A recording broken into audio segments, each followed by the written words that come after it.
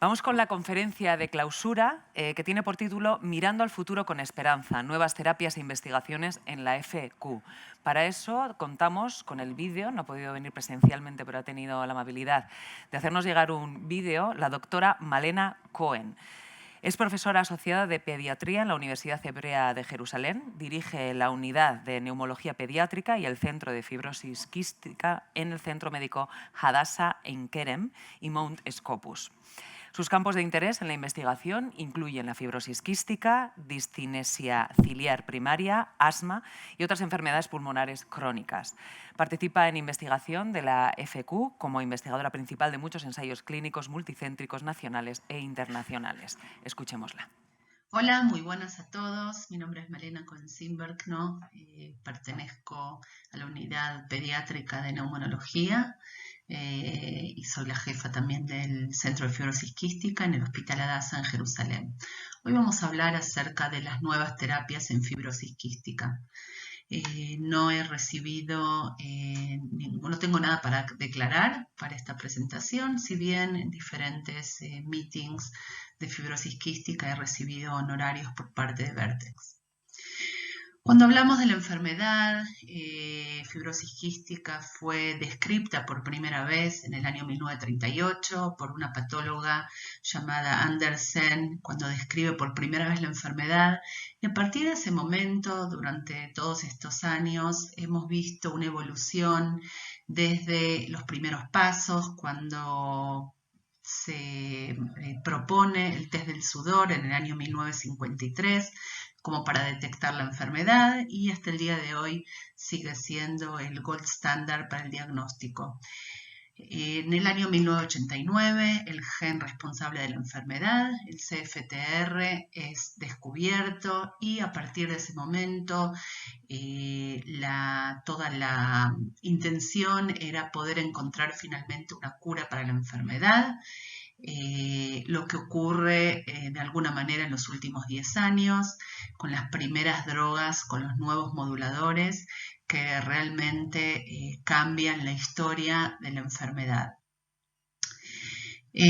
Cuando hablamos del fenotipo de la enfermedad, tenemos que recordar que está determinado no solo por el genotipo, por las dos mutaciones que el paciente posee, sino también la actividad total del CFTR está determinada por genes modificadores y por factores ambientales que tienen que ver con el nivel de cuidado, con el estado nutricional, con la exposición a los cigarrillos y entre otras causas. El gen del CFTR se localiza no solo en los pulmones, sino en diferentes sistemas, prácticamente en todos los órganos en el cuerpo. Por ejemplo, en las glándulas sudoríparas, en el sistema reproductivo, en el tracto gastrointestinal, en los senos paranasales, en los pulmones, en el páncreas, entre otros. Y según como hablábamos antes, según el genotipo y según el fenotipo del paciente, puede manifestar diferentes síntomas en los diferentes aparatos de la persona. ¿Qué pasa con el tratamiento? Bueno, cuando hablamos del tratamiento tenemos que recordar la patofisiología de la enfermedad.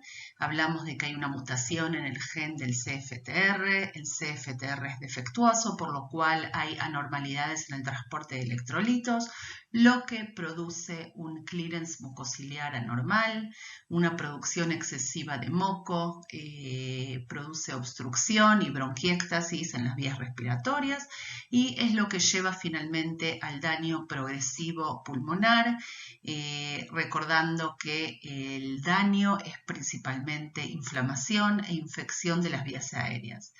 Cuando queremos hablar de tratamiento, el tratamiento básico, para mejorar el clearance mucociliar, tenemos la solución hipertónica, la dornasa alfa, fisioterapia, ejercicio físico.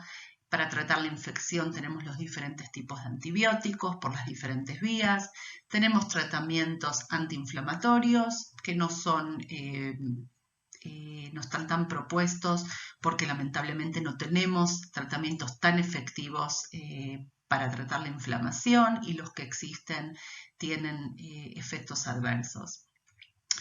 Cuando el paciente va progresando, la enfermedad pulmonar sigue en avance, se llega finalmente a la enfermedad del end-stage lung disease, por lo cual el único método que tenemos para que el paciente sobreviva es el trasplante pulmonar. Y si vamos realmente a la base, digamos, de la patofisiología, podríamos hablar de terapia genética, que en los últimos años cada vez hay más estudios, pero por lo pronto no tenemos tratamiento disponible. El único tratamiento disponible que tenemos en los últimos años para tratar la causa de base son los moduladores del CFTR y de ese tratamiento vamos a hablar hoy. ¿Qué son los moduladores del CFTR? Es una familia de compuestos que el target de ellos son los defectos específicos que son causados por las diferentes mutaciones, por lo cual estamos hablando de algún tipo de medicina personalizada. Ya no hablamos de los tratamientos básicos que son comunes para todos los pacientes y que por supuesto son importantes que los pacientes los sigan realizando, sino hablamos de tratamientos más específicos. Y para eso es importante recordar que tenemos diferentes clases de mutaciones, está dividido en 6 clases. Cuando hablamos del primer grupo, hablamos de clase 1, en donde no existe, no se sintetiza la proteína, son las mutaciones llamadas de stop codón. Y cuando hablamos de los de clase 2, que el grupo de clase 1 y clase 2 sería lo que llamamos minimal function mutations, porque el CFTR no alcanza a la membrana celular, por lo cual no actúa. De clase 2, la mutación de prototipo es la delta F508, que es la mutación más frecuente a nivel mundial. Cuando hablamos de clase 3, hablamos de una proteína que no es funcional porque el problema está en el gating, en el canal que no se abre, por lo cual no hay secreción de cloro. Y el último grupo, lo que serían las residual function mutations, que son las mutaciones de clase 4, 5 y se podría incluir las de clase 6, que vamos a hablar posteriormente en la charla también. Cuando hablamos de los moduladores los podemos dividir en 2 grandes grupos. Están los potenciadores, que el ejemplo es la droga de nombre Ivacaftor o Kalydeco, que lo que producen estas drogas es actuar en las mutaciones de gating, favoreciendo o impulsando la apertura del canal, por lo cual al abrirse el canal hay una secreción de cloro correcta y la proteína puede actuar. El otro gran grupo son lo que se llamarían los correctores, los corrector. Tenemos hasta este momento 3 tipos de corrector, Lumacaftor, Tezacaftor y Elexacaftor, que lo que producen es una mejoría en cuanto al processing, al trafficking, y de esta manera aumentan la proteína funcional. Cuando hablamos de los correctores, normalmente lo que se utiliza en las drogas es la asociación de un corrector y un potenciador, como vamos a ver posteriormente. El primer estudio que fue publicado en New England Journal of Medicine hace poco más de 10 años fue con la primera droga que fue probada y fue autorizada por la FDA en el año 2012. Es con el potenciador, el Ivacaftor, que el primer estudio que se hizo fue en las mutaciones de clase 3. La mutación que se utilizó en principio fue la G551D. Y como podemos ver, los pacientes que recibieron la droga, que podemos verlo marcado en color azul y en color negro podemos ver los pacientes que recibieron placebo, podemos ver que desde los primeros días que los pacientes fueron tratados con el Ivacaftor tuvieron un aumento muy importante y sostenido en cuanto a la función pulmonar, en cuanto al FEV1. Podemos ver también que los pacientes que recibieron la droga comparado con los pacientes que recibieron placebo, tuvieron menos eventos de exacerbaciones, menos exacerbaciones pulmonares, tuvieron también una mejoría en cuanto al cuestionario de calidad de vida y tuvieron un aumento muy importante en cuanto al peso, un promedio de 3,5 kilos. Pero uno de los hallazgos más importantes fue que los pacientes la mayoría de los pacientes pudieron normalizar el test del sudor, por lo cual teníamos también la comprobación electrofisiológica de que la droga era efectiva. Esta droga, como decía anteriormente, fue aprobada por la FDA en el año 2012 y ya desde ese momento muchos pacientes pudieron lograr mejorar la calidad de vida y el pronóstico también. La segunda droga que fue estudiada y publicada fue la asociación del lumacaftor y el ivacaftor, o sea, un corrector y el potenciador que ya conocíamos de antes, y este estudio fue publicado en el New England Journal of Medicine en el año 2007, cuando pudieron lograr tratar pacientes que eran homocigotos para la mutación delta F508 con una mejoría si bien no tan marcada, pero sí un aumento en el FEV1 y los diferentes parámetros clínicos. Posteriormente al lumacaftor ivacaftor, que es el Orkambi comúnmente conocido, surgió otra asociación de otro corrector, que es el tezacaftor, junto con el ivacaftor, y también demostraron una mejoría clínica que era bastante similar al Orkambi y tenía la ventaja que tenía menos efectos adversos. Este estudio también fue publicado a partir de que se tratan pacientes contra pacientes que recibieron placebo con buenos resultados a partir de los 12 años de edad. Pero posteriormente lo que ocurre con esta droga, con el tezacaftor ivacaftor, comúnmente conocido como Symdeko o Symkevi, en algunos países de Europa también,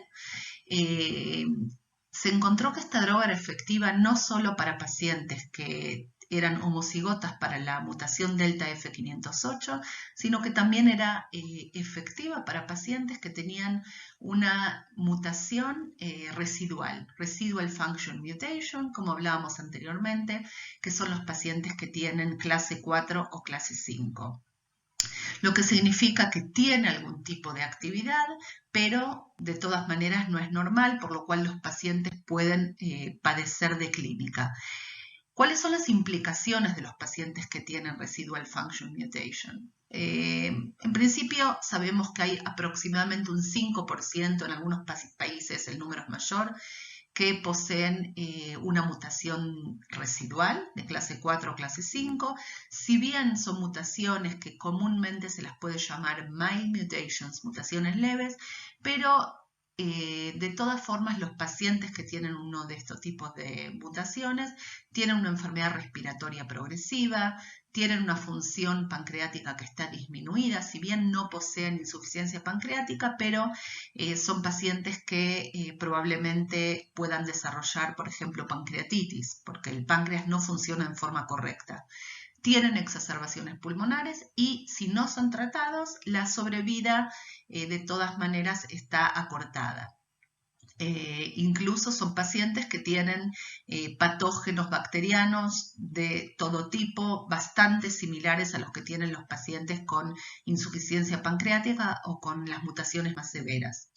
Cuando hablamos de estos pacientes es importante saber, como decía anteriormente, que si bien comienzan, y acá podemos verlo en este estudio, en donde fueron tomados datos del registro de Estados Unidos entre los años 2006 y 2014, se comparan en un total de 1.232 pacientes con función residual contra casi 12.000 pacientes que son homocigotas contra delta F y querían ver realmente qué pasaba en varios parámetros clínicos, pero principalmente en cuanto a la función pulmonar. Y si miramos el deterioro de la función pulmonar a través de los años, podemos ver en color gris que los pacientes que tienen 2 mutaciones de delta F508 tienen un deterioro mayor, comienzan en un número mayor y con el tiempo se van deteriorando.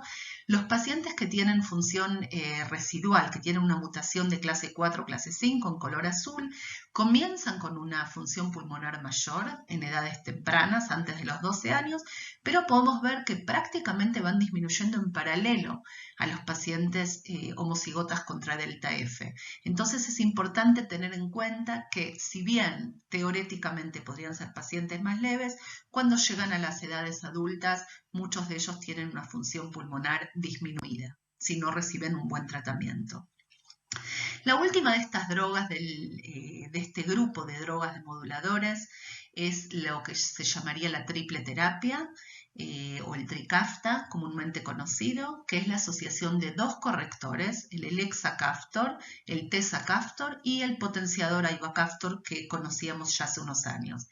Esta droga, esta nueva droga de los últimos años, de los últimos 3 años, nos ha demostrado cuando se compara contra placebo. Podemos ver en color azul son los pacientes que reciben la droga y en color gris los pacientes que reciben placebo. Podemos ver que ya desde los primeros días, incluso se podría decir en la primera semana, ya hay un aumento muy significativo de más de un 10% del FEV1.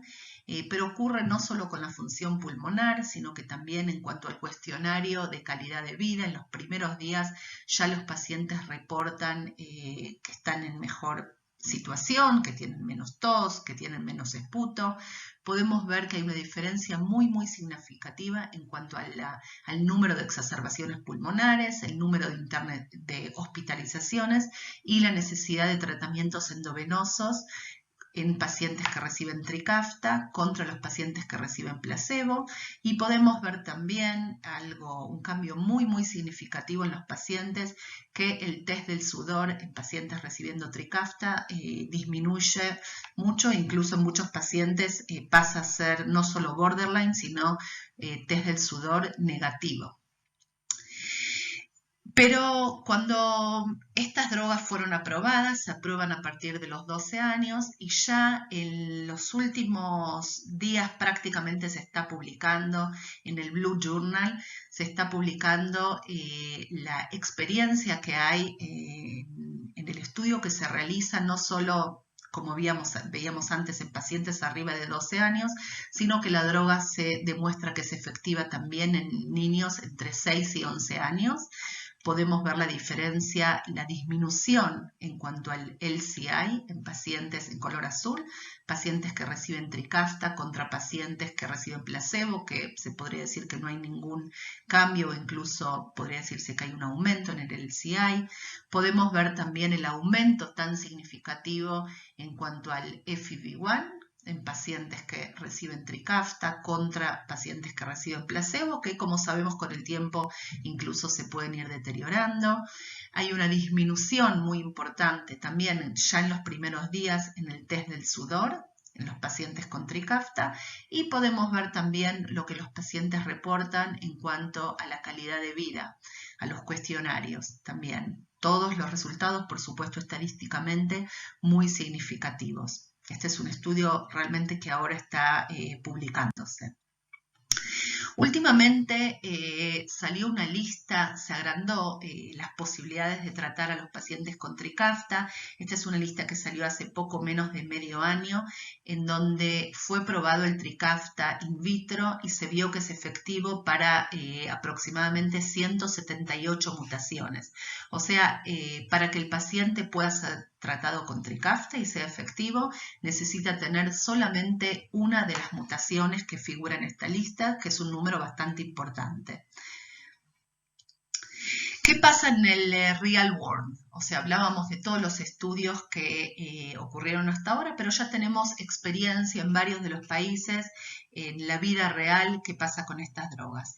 Este, por ejemplo, es un estudio que se ve en la vida real qué ocurre con el ivacaftor, que como decía anteriormente, ya hace 10 años que está en el mercado.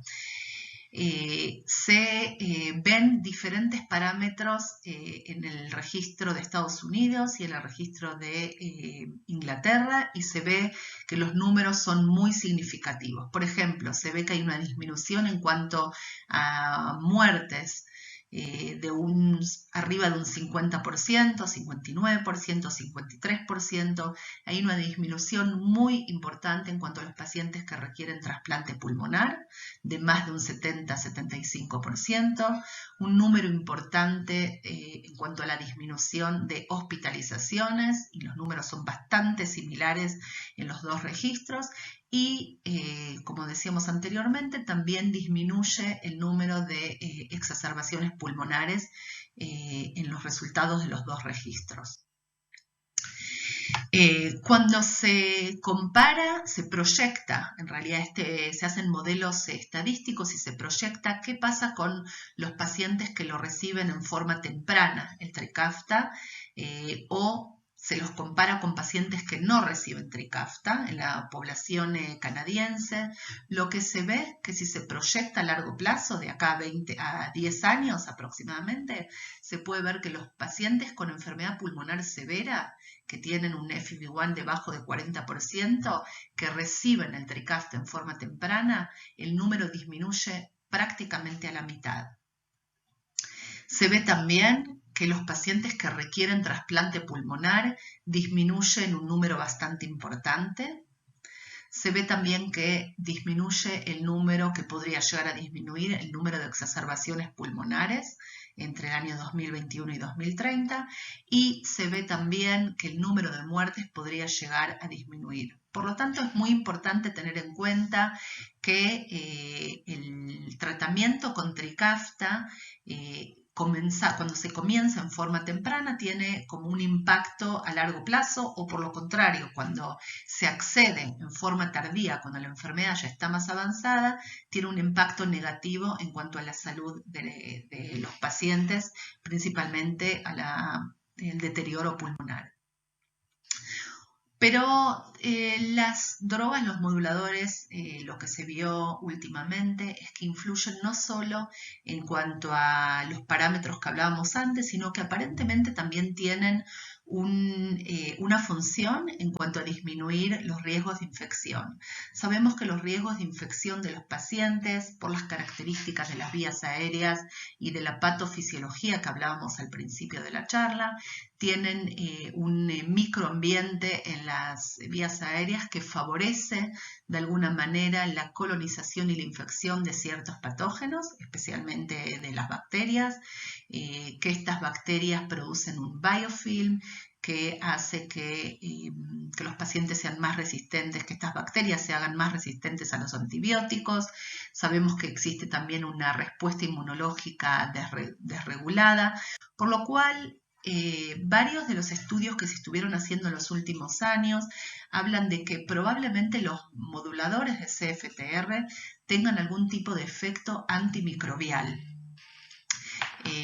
Por ejemplo, podemos ver que en el año 2014 se habla de que hay una reducción en cuanto a la Pseudomonas aeruginosa. En el 2017 también un estudio demuestra que hay disminución en cuanto a la densidad de las Pseudomonas. O sea, podemos ver que hay diferentes estudios que hablan de que tiene un efecto antimicrobial, por lo cual es importante tener en cuenta que si nosotros tenemos la posibilidad de tratar a los pacientes en forma temprana, probablemente estos pacientes de alguna manera no desarrollen infecciones crónicas, o por ahí postergamos la posibilidad de que el paciente desarrolle una infección crónica, y de esta manera podemos evitar de alguna manera el deterioro pulmonar, por lo menos a edades tempranas. Se acaba también de publicar en New England, en el Blue Journal, un estudio que se llama ProMICE, que lo que se hace es la evaluación de los efectos del Elexacaftor, Tezacaftor, Ivacaftor o del Trikafta durante 30 meses en pacientes que lo están recibiendo en Estados Unidos. Este es un estudio prospectivo, observacional, en casi 500 pacientes con fibrosis quística arriba de 12 años, que tienen por lo menos una mutación delta F508, que comienzan por primera vez a utilizar el Trikafta. Se los evalúa antes, al mes, a los 3 y a los 6 meses que reciben el Trikafta. Los outcomes son diferentes parámetros clínicos. La edad promedio es de 25 años. Y parte de estos pacientes lo comienzan el Trikafta por primera vez, pero parte de los pacientes ya estaban recibiendo los otros moduladores anteriormente. Lo que podemos ver en este gráfico con los diferentes colores, podemos ver, por ejemplo, los pacientes que no habían recibido ninguna terapia anterior, es en color azul, los que habían recibido Tesa-AIVA o Luma-AIVA anteriormente, o los pacientes que venían de recibir AIVA-Caftor y son luego medicados con Trikafta. Entonces podemos ver que los pacientes que son de alguna manera, que ya tenían una droga anterior y que reciben el Trikafta, aumenta en cuanto al FEV1, aumenta el test disminuye o se normaliza el test del sudor, tienen un cambio en cuanto a la función, al estado nutricional, a la calidad de vida, por lo cual podemos ver que sí es importante que si los pacientes tenían algún tipo de droga y tienen el agregado de alguna manera del Elexacaftor, o sea, tienen un upgrade en cuanto al tratamiento, tiene algún tipo de ventaja en ellos también. Este estudio fue presentado, todavía no ha sido publicado, recientemente en el Congreso Europeo en Rotterdam, y lo que hace es evaluar safety y efficacy del Trikafta en pacientes con fibrosis quística a largo plazo. Entonces lo que se hace es, se evalúa qué pasa 5 años antes de recibir el tratamiento y qué ocurre un año después. Y podemos ver, si vamos al año -5, esto es la función pulmonar, podemos ver que hay un deterioro anualmente de del FEV1. Como sabemos, normalmente el FEV1, si no está bien tratado, incluso con los tratamientos básicos, se puede ir deteriorando, que es lo que ocurre en la mayoría de los pacientes, pero los pacientes cuando comienzan el Trikafta podemos ver que hay un aumento significativo en cuanto al FEV1. Lo mismo podemos ver qué ocurre en los pacientes en cuanto al número de exacerbaciones pulmonares. Los números que se indican acá son prácticamente lo mismo, podemos verlo en los gráficos. Podemos ver qué pasa en los primeros años hasta que el paciente recibe el Trikafta. En cada año hay un número mayor de exacerbaciones pulmonares y cuando los pacientes son tratados con el Trikafta hay una disminución en cuanto a la frecuencia de exacerbaciones pulmonares de un 77%. Números bastante significativos. ¿Qué pasa en cuanto a la mortalidad y al riesgo y a la necesidad de trasplante pulmonar? Podemos ver que hay una disminución muy importante de un 74% en la disminución de muertes y una disminución de un 87% en la necesidad de un trasplante pulmonar. Por lo cual ya en los últimos años podemos ver en la vida real y a largo plazo qué está ocurriendo con estas drogas, el impacto que está teniendo en los pacientes. Tenemos que recordar también que los moduladores tienen un efecto no solo pulmonar, sino extrapulmonar y actúan prácticamente en todos los órganos, mejorando los síntomas de los senos paranasales, del hígado, los síntomas gastrointestinales, músculo esqueletal, la posibilidad de que los pacientes hagan sport, se sienten mucho mejor, afectan también en forma positiva al sistema reproductivo, al páncreas, por supuesto, y en los últimos años se está evaluando realmente y se está viendo que probablemente haya que modificar las medicaciones que los pacientes reciben porque, bueno, tienen un efecto en los diferentes órganos como estábamos viendo. Solamente voy a nombrar algunas de nuestras experiencias en nuestros pacientes. Por ejemplo, esta es una paciente con insuficiencia pancreática de 37 años con 2 mutaciones severas. Antes de comenzar Trikafta tenía un FEV1 de 25%, un BMI de 18. muchas exacerbaciones por año, tratamientos endovenosos prolongados, muchas internaciones. En el año 2018 entra en lista de trasplante y en el año 2019 recibe tratamiento compasivo con Trikafta y empieza a sentirse mucho mejor y los síntomas mejoran a partir de los 3 días que recibe Trikafta. Esta es mi paciente hoy en día, la mamá con las 2 nenas. La última visita fue en el mes de agosto, tiene un FEV1 de 60%, un BMI de 22, un aumento muy significativo. Desde ese momento no requirió, ya hace 3 años, ningún tratamiento endovenoso. Con el Trikafta decide quedar embarazada y tiene a la bebé que podemos ver en la foto. Desde ese momento tuvo solamente 2 exacerbaciones pulmonares muy leves, con lo cual recibió tratamiento oral de 2 semanas y se recuperó por completo.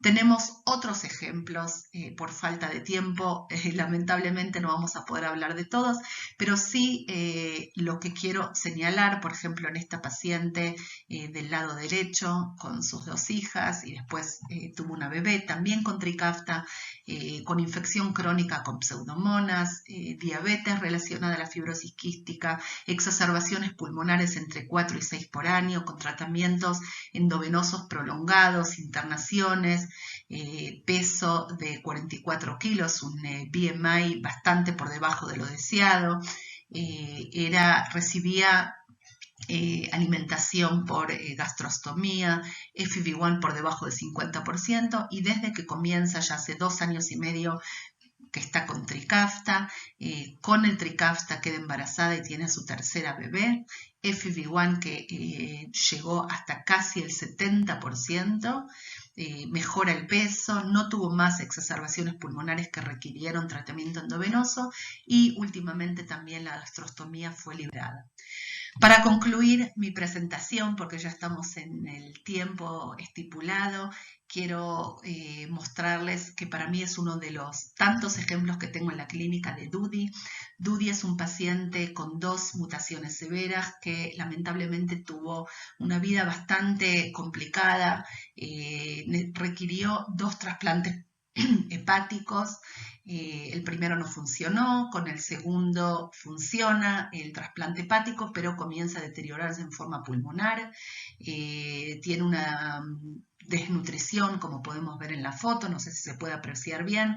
Esto es el año 2019. Hace un año Dudi comienza a recibir Trikafta y este es Dudi el día de hoy. Mejora, bueno, como lo podemos ver en la foto, creo que las palabras están de más cuando podemos ver la foto, sin anabólicos y sin corticoides, él comienza a hacer deporte, siente que tiene capacidad y tiene energía para hacerlo. Por supuesto que aumentó excesivamente de peso, más de 15 kilos, como lo podemos ver, en masa muscular principalmente. Y bueno, este es uno de los tantos ejemplos que tenemos y esperemos que esto sea la norma en fibrosis quística, que es lo que realmente estamos viendo en los últimos años y no la excepción.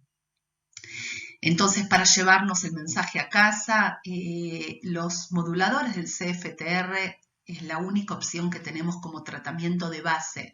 Sí, los pacientes deben seguir recibiendo los tratamientos para mantenerlos, como hablamos anteriormente, pero si queremos tratar de base la enfermedad, los únicos tratamientos efectivos son los moduladores. Aparentemente tienen un rol también en la prevención y en el tratamiento de las infecciones de la vía aérea. Tenemos que recordar que tienen también efectos extrapulmonares y, como decíamos anteriormente, disminuyen el número de exacerbaciones pulmonares, de hospitalizaciones, mortalidad, de la necesidad de trasplante, y es importante recordar que todos estos resultados son mucho mejor cuando estos tratamientos son comenzados en la vida temprana, cuando todavía la enfermedad pulmonar no está del todo deteriorada. Muchas gracias por la atención.